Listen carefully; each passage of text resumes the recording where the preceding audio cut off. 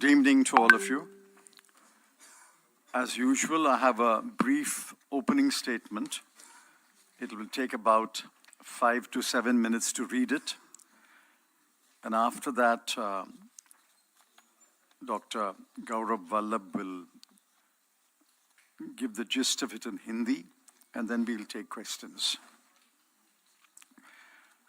The budget for 2023-24 and the budget speech of the Honorable Finance Minister show how far this government is removed from the people and their concerns about life, livelihood, and the growing inequality between the rich and the poor.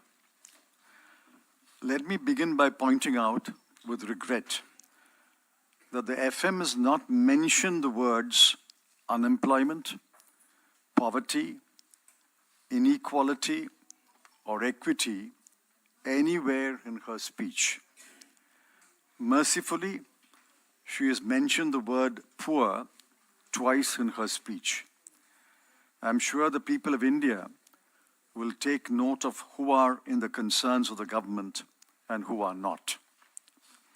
Let me turn to the numbers. Last year, the government estimated the GDP for 2021-22 at rupees 232,14,703 crore, and assuming a nominal growth rate of 11.1%, projected the GDP for 22-23 at rupees 258 lakh crore. The GDP for 21-22 has since been revised upward to rupees 236 lakh 64,637 crore. In today's budget papers, the GDP for 22-23 has been estimated at rupees 273 7 lakhs 751 crore, which yields a growth rate of 15.4%, much above the earlier estimate. Given these impressive numbers, real GDP ought to have grown in double digits. Yet the FM and the Economic Survey put the GDP growth at only 7% this year. Will the government explain? The claim of real GDP growth is in the face of lower capital expenditure. Please see the following numbers. In the current year, the BE and RE numbers, capital expenditure was budgeted at 7,50,246 crore. Revised estimate is lower at 7,28,274 crore. Grants for creation of capital assets was estimated at 3,17,643 crore. Revised is 3,25,588 crore. The effective capital expenditure was estimated at 10,67,889 crore, but revised downwards to 10,53,862 crore. Please note that both capital expenditure of the central government and the effective capital expenditure are lower than the budget estimates. So what drove growth in 22-23? We know that private investment is down, exports are down, and private consumption is stagnant.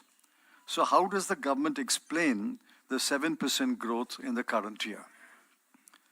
Besides, in 22-23, the growth rates in Q1 and Q2 have been estimated at 13.5% and 6.3% respectively. So we already have 9.9% growth in the first half of the year. If the whole year will only yield 7%, does that mean that Q3 and Q4 will record growth rates of only 4 to 4.5%? For the whole year, therefore, quarterly GDP growth rate is sliding, 13.5, down to 6.3, down to 4.2, and then eventually down to 4.0. There are other numbers which are disconcerting. The lesson to be drawn is that the government is not spending what was promised on key schemes. Now, I've given the numbers in the BE and the RE. Just look at the numbers. Agriculture and allied activities, 83,521 crore, down to 76,279 crore. PM Kisan, 68,000 crore to 60,000 crore. Education, 104,278 crore to 99,881 crore. Health, 86,606 crore to 76,351 crore. Social welfare, 51,780 crore to 46,502 crore. Urban development, 76,549 crore to 74,546 crore. This is shocking. Umbrella scheme for development of scheduled caste, 8,710 crore to 7,722 crore. Scheduled tribes, 4,111 crore to 3,874 crore. Minorities, 1,810 crore to only 530 crore. And other vulnerable groups, 1,931 crore to 1,921 crore. Now look at transfer to state. What was promised was 3,34,339 crore. But what will be transferred is only 2,70,936 crore. Where have the remaining 64,000 crore gone? No taxes have been reduced, except for the small number who have opted for the new tax regime. No indirect taxes have been reduced. There is no cut in the cruel and irrational GST rates. There is no reduction in the prices of petrol, diesel, cement, fertilizers, etc. There is no cut in the numerous surcharges and cesses which are anyway not shared with the state governments. Who has benefited by this budget? Certainly not the poor, not the youth looking desperately for jobs, not those who have been laid off, not the bulk of the taxpayers, not the homemaker, not the thinking Indians who are shocked by the growing inequality, the rise of the number of billionaires, and the wealth being accumulated in the hands of the 1% of the population. And certainly not you. You have not benefited by this budget. This much is clear. The government is determined to push the fortunes of Gift City, Ahmedabad, at the cost of other commercial and financial centers. The government is also determined to push the new tax regime, for which there are few takers for a variety of reasons. Besides, making the new tax regime the default option is grossly unfair and will rob the ordinary taxpayer of the meager social security that he may get under the old tax regime. The Economic Survey listed all the headwinds that the world and India will face, but did not offer any solutions to face these headwinds. The budget speech did not even acknowledge the headwinds. The government is living in its own imaginary world. Three stark facts are acknowledged the world over. One, world growth and world trade will slow down significantly in 2023. For India, it will be 2023-24. Two, many advanced economies will go into a recession. Three, the global security situation, thanks to the Ukraine war and other brewing conflicts, will deteriorate.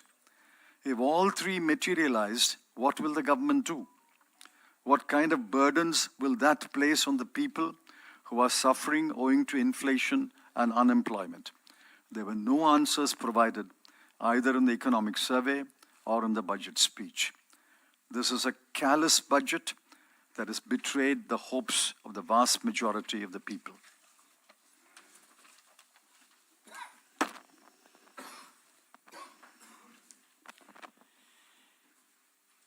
नमस्कार साथियों।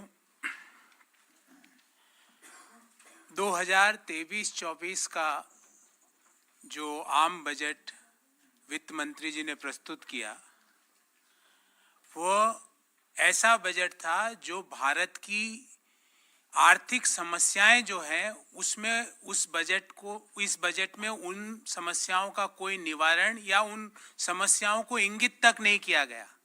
आप सब लोगों को जान के ताज्जुब होगा कि पूरे बजट में बेरोजगारी, गरीबी, आर्थिक असमानता शब्द का प्रयोग तक नहीं किया गया। पुअर, गरीब का शब्द का प्रयोग भी मात्र 2 दफा पूरे बजट भाषण में वित्त मंत्री जी ने किया। इससे ये समझ में आ जाता है कि ये आम बजट किसके लिए बनाया गया था और इसका फोकस कौन था। सबसे पहले हम कुछ नंबर्स की बात करेंगे।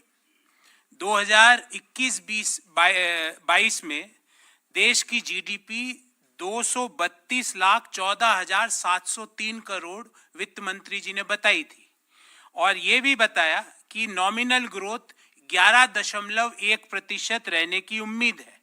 उसके अनुसार 22-23 की जीडीपी 258 लाख करोड़ रुपया होनी चाहिए थी, पर 2021-22 की जीडीपी को फिर रिवाइज किया गया। जो पहले 232.14 लाख करोड़ बताई गई, उसको 236.64 लाख करोड़ रुपया उसको रिवाइज किया गया।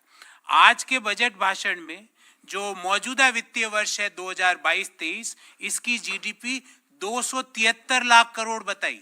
अर्थात अगर हम इसका विश्लेषण करें तो नॉमिनल जीडीपी में ग्रोथ होता है 15.4%। नॉमिनल जीडीपी में अगर 15.4% की ग्रोथ है तो रियल जीडीपी कम से कम डबल डिजिट में होनी चाहिए। वित्त मंत्री जी और आर्थिक सर्वेक्षण में इसको 7% पर बताया गया। क्या सरकार बताएगी कि ये 7% ही क्यों है? क्योंकि जो आपके बजट के जो नॉमिनल जीडीपी के नंबर्स हैं वो तो कुछ और ही व्याख्या कर रहे हैं। दूसरी बात, जो सरकार का जो कैपिटल एक्सपेंडिचर है वो जो एस्टिमेट किया था मौजूदा वित्तीय वर्ष में 10,67,889 करोड़, 10.678889 करोड़, जबकि रिवाइज्ड एस्टिमेट में वो 10,53,862 करोड़ हुआ। मतलब जो पूंजीगत खर्चा सरकार करना चाहती थी वो भी पूरा नहीं कर पाई।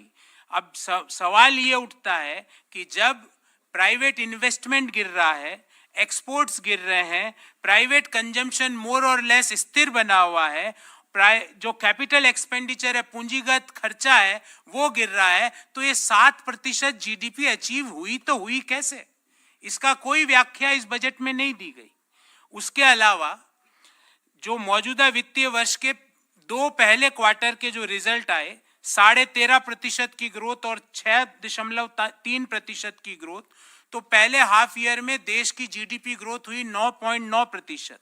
अगर हम मान भी लें कि 7% की जीडीपी ग्रोथ होगी तो आने वाले जो क्वार्टर 3 और क्वार्टर 4 है उसकी ग्रोथ 4 से 4.5% रहेगी। अर्थात मौजूदा वित्तीय वर्ष में क्वार्टर दर क्वार्टर देश की जीडीपी ग्रोथ रेट गिरी है। मौजूदा वित्तीय वर्ष के पहले क्वार्टर में 13.5%, दूसरे क्वार्टर में 6.3%, तीसरे क्वार्टर में 4 से 4.5% के बीच और चौथे में भी यही। तो देश क्वार्टर दर क्वार्टर मौजूदा वित्तीय वर्ष में जीडीपी ग्रोथ गिरी है। यह भी बड़ी ताज्जुब की बात है कि देश की सरकार देश की प्रमुख स्कीम्स में जितना खर्चा करने का सोचती है उतना खर्च भी नहीं कर पाती है। कुछ उदाहरण आपके सामने रखता हूं। कृषि पर सोचा था सरकार ने कि 83,521 करोड़ रुपए खर्च करेगी, जबकि इसको रिवाइज कर दिया गया 76,279 करोड़। पीएम किसान पर 68,000 करोड़ रुपया खर्च करने का बजटरी एस्टीमेट था, जबकि वास्तविक खर्च हुआ 60,000 करोड़। एजुकेशन पर, शिक्षा 1,04,278 करोड़ रुपए खर्च करने का बजटरी एस्टीमेट था, खर्च किया मात्र 99,881 करोड़। हेल्थ पर 86,606 करोड़ की जगह 76,351 करोड़। सामाजिक वेलफेयर पे 51,780 की जगह 46,502 करोड़, शहरी विकास पर 76,549 करोड़ की जगह 74,546 crore, development for the SC community पे 8,710 करोड़ खर्च करने का सोचा था और खर्च किया मात्र 7,722 करोड़, शेड्यूल्ड ट्राइब्स के विकास पर सोचा था 4,111 करोड़ रुपए खर्च करेगी सरकार, खर्च किया मात्र 3,874, माइनॉरिटीज के डेवलपमेंट पे बजटरी एलोकेशन किया गया था 1,810 और खर्च किया मात्र 530 करोड़ रुपया, और जो वल्नरेबल ग्रुप्स है उन सोचा 1,931 करोड़ रुपया खर्च करने का बजटरी एस्टीमेट था, इसको रिवाइज करके कर दिया 1,821 करोड़। और आप सब लोगों को जान के ताज्जुब होगा कि राज्यों को जो केंद्र सरकार की ओर से जो डिवोल्यूशन के जो पैसा मिलता है उसमें 3,34,339 करोड़ रुपया देने का उनको ट्रांसफर का बजटरी एस्टीमेट था और दिया मात्र 2,70,936 करोड़, अर्थात ये 64,000 करोड़ रुपया राज्यों का जो हक था उनको नहीं मिला। अब करों की बात करते हैं। कोई मेजर करों में कटौती नहीं की गई, सिवाय जो न्यू टैक्स रिजीम में जो लोग ऑप्ट करते हैं उनमें छोटा सा मार्जिनल फेरबदल किया गया। जो इनडायरेक्ट टैक्सेज है उसमें कोई कटौती नहीं की गई। जो पेट्रोल है, डीजल है, सीमेंट है, फर्टिलाइजर्स हैं, इनके दाम यथावत बने हुए हैं। जो जीएसटी की इरेशनल दरें हैं उसमें कोई रैशनलिटी नहीं लाई गई। और जो केंद्र सरकार बहुत सारे सेसेस इकट्ठे करती है, और ध्यान रहे सेस का पैसा राज्यों को नहीं मिलता है, वो सीधा केंद्र सरकार के पास जाता है। उन सेसेस में भी सरचार्जेस में भी किसी तरह की कोई कटौती नहीं की गई। तो सवाल ये उठता है कि ये बजट से किसका फायदा हुआ। एक बात तो सत्य है कि इससे गरीब लोगों का कोई फायदा नहीं हुआ। जो युवा पीढ़ी है जो रोजगार की तलाश कर रही है उनका भी कोई फायदा नहीं हुआ। जो लोगों को नौकरी से निकाला गया है पिछले 2 साल 1 साल में उनको भी कुछ नहीं मिला। जो टैक्स पेयर्स है जो कि समय पर कर देते हैं उनको भी कोई बड़ा रिलीफ नहीं मिला। जो माताएं बहनें गृहिणियां हैं उनको भी किसी तरह का फायदा नहीं हुआ। और वह हर एक व्यक्ति जो भारत के बारे में सोचता है उनको भी आज के बजट से सिर्फ और सिर्फ निराशा और हताशा हाथ में लगी। ये बजट मुख्य रूप से उन लोगों के लिए इंगित किया गया था जिनके पास देश की अधिकांश वेल्थ है। और जो रिपोर्ट आई है ऑक्सफैम की रिपोर्ट या और जो इनइक्वालिटी रिपोर्ट है, आपको पता होगा कि 1% भारतीयों के पास देश की कितनी कुल संपत्ति है। हाँ, एक चीज बड़ी स्पष्टता से इस बजट में बाहर निकल के आई कि ये बजट अहमदाबाद की गिफ्ट सिटी को जरूर फोकस करना चाहता है और उसको एक मेजर बिजनेस हब के रूप में डेवलप करना चाहता है, फाइनेंशियल सेंटर के रूप में डेवलप करना चाहता है, वाणिज्यिक सेंटर के रूप में डेवलप करना चाहता है। हाँ, जो नए टैक्स रिजीम में जो करदाता कर देते हैं उनको कुछ फायदा मिला, पर ये करके सरकार ये कहना चाह रही है कि जो लोग पुराने कर टैक्स रिजीम में के तहत टैक्स दे रहे हैं क्योंकि वो वहां पे उनको एग्जम्पशन का फायदा मिलता है, तो सरकार इनडायरेक्टली ये कहना चाहती है कि आप एग्जम्पशंस में इन्वेस्टमेंट मत करो, अपने आने वाले समय के लिए पैसा मत लगाओ। आर्थिक सर्वे ने साथियों बहुत सी देश के सामने आने वाली चुनौतियों के बारे में बताया था। हमें उम्मीद थी कि वित्त मंत्री उन चुनौतियों का किस तरह सामना करेंगे उसके बारे में विस्तार से अपने बजट भाषण में उल्लेख करेंगे। मैं 3 मुद्दे आपके सामने रखना चाहता हूं।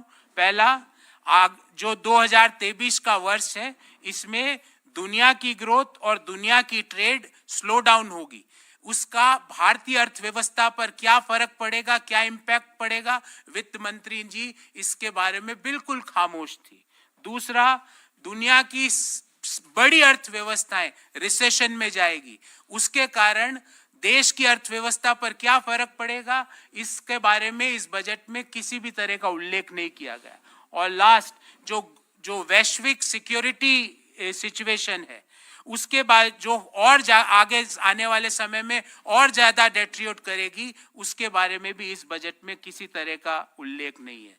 हमारा सवाल है कि जो चुनौतियां देश के सामने हैं, अगर ये सही साबित हो जाती है तो इन चुनौतियों से निपटने की सरकार की क्या तैयारी है, सरकार इनका किस तरह सामना करेगी? क्या फिर से इन चुनौतियों के पीछे छुप के हमारे को कहेगी कि भाई बेरोजगारी इसलिए है क्योंकि ये वैश्विक चुनौतियां हमारे सामने, और जो देश के लोग भारी बेरोजगारी और भयंकर महंगाई से त्रस्त है, उससे निदान दिलाने के लिए सरकार की क्या रणनीति है, क्या नीति है, वो भी हम सवाल करना चाहते हैं।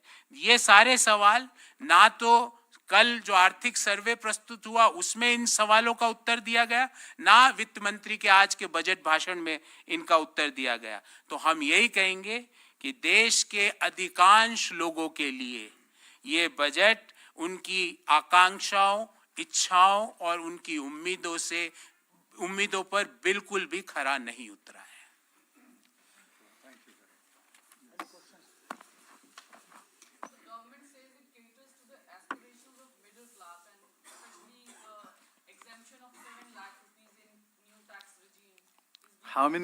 What proportion of taxpayers have moved to the new tax regime? The Income Tax Department is expected to release basic data every year. The last data that has been released is only for assessment year 2019-20. Why has the data not been released? How many people have switched over to the new tax regime? How many of you have switched over to the new tax regime? What about those who have not switched over to the new tax regime? Has there been 1 rupee benefit for them? So are you saying that's not a relief at all for the middle class as being claimed by the government? First, the government must tell us how many of the middle class taxpayers have switched over to the new tax regime. The minor relief that has been given is only for those who have switched over to the new tax regime. For those who are in the old tax regime, there is no concession at all. Considering that the world is staring at a recession and there has been a continuous fall in the GDP growth quarter by quarter in our country, do you think the targets set by the government of 6 to 6.8% are achievable? Targets are meaningless for this government. Look at the opening few paragraphs.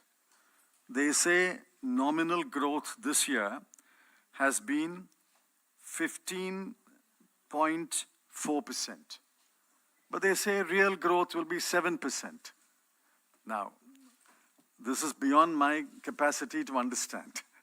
How can nominal growth be 15.4 and at real growth be only 7%? I mean, somebody must explain. I'll admit that we are not very well informed, but those who are well informed should explain to us. So you expect a further fall in The GDP growth is falling. It was 13.5% in the first quarter, 6.3% in the second quarter, and according to their own number, the whole year will be 7%. Arithmetically, it works out only to another 8.2% in 2 quarters. So I've divided it into 4.2 and 4. You can divide it into 4.1 and 4.1.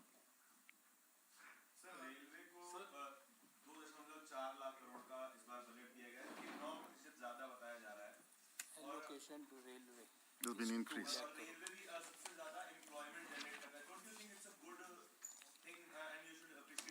See, allocating more money for capital expenditure is good.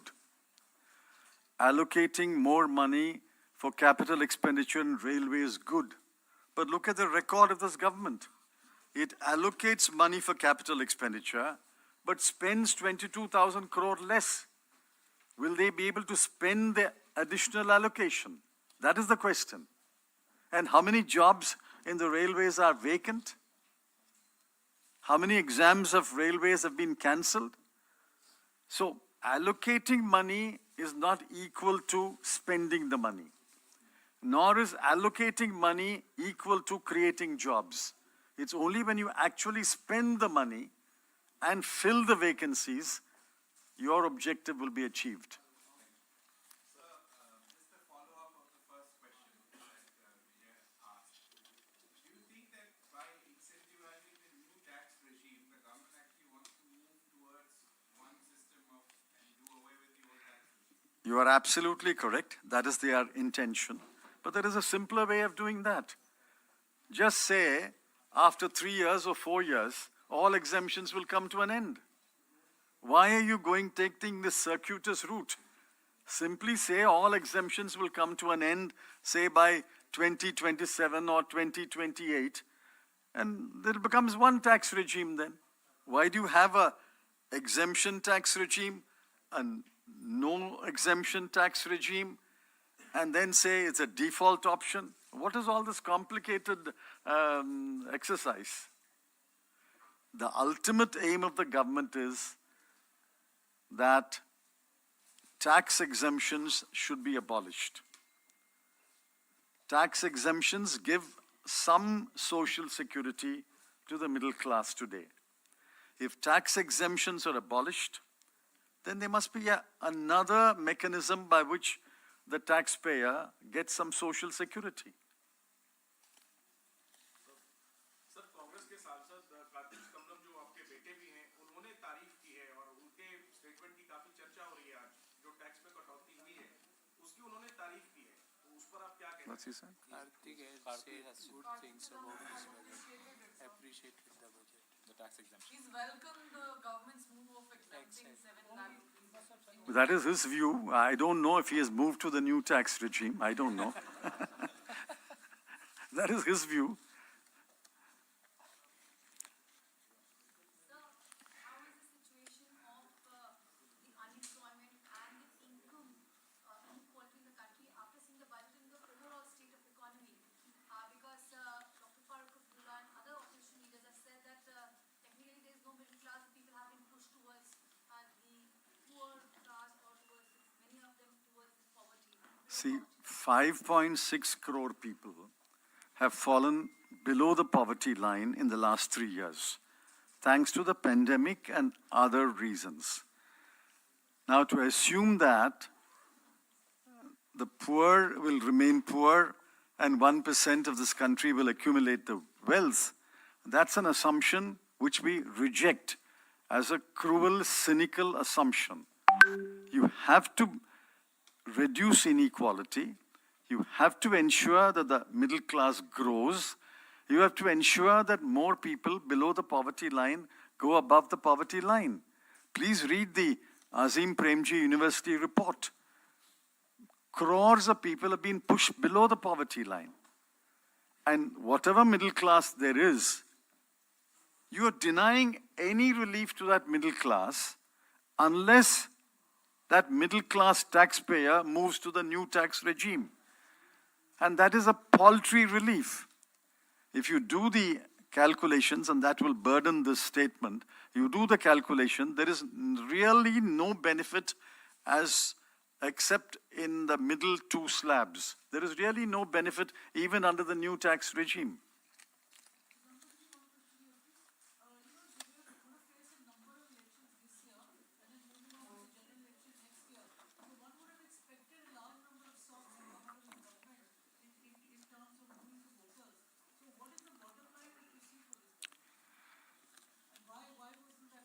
Now, I can't read the mind of the government or the Prime Minister or the Finance Minister. It's quite clear that they have forgotten the poor. They have practically forgotten the middle class. So,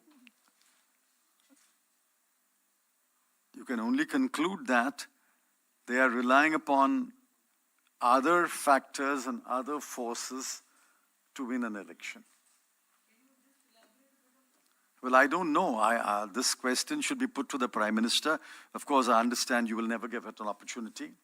But you put the question to the Finance Minister at least. This is about the Manrega actually.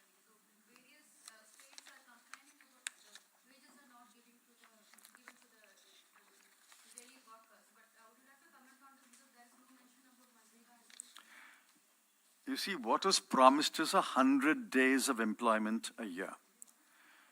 Now, the economic survey says the Manrega demand is increased. Over 6 crore households have asked for work. Only 5.7 crore households got work. And the average number of days they got work is 42. So we don't have a full Manrega. We've got a less than a half Manrega. They don't get work. All the households don't get work. And even the work they get is only 42 days a year. And every state is saying arrears of Manrega wages are due. So actually, Manrega is being squeezed from all sides. Don't give work to everybody who demands. Don't give him or her 100 days work and hold back the wages. So it's being squeezed from all sides.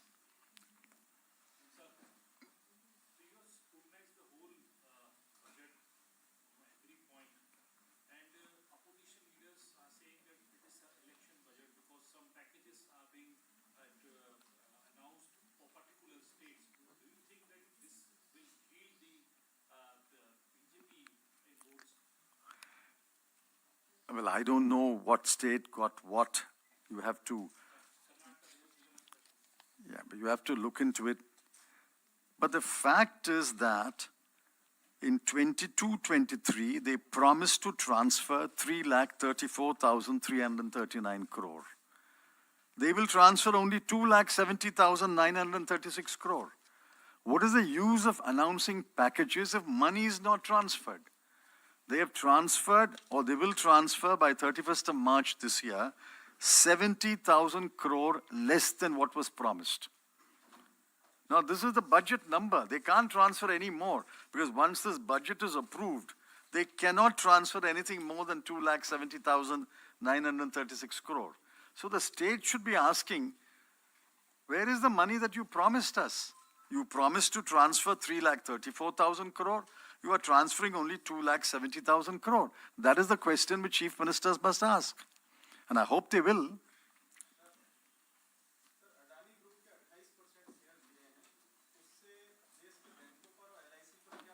No, that is not part of the budget speech or the budget press conference. That you should ask separately. Anyway, the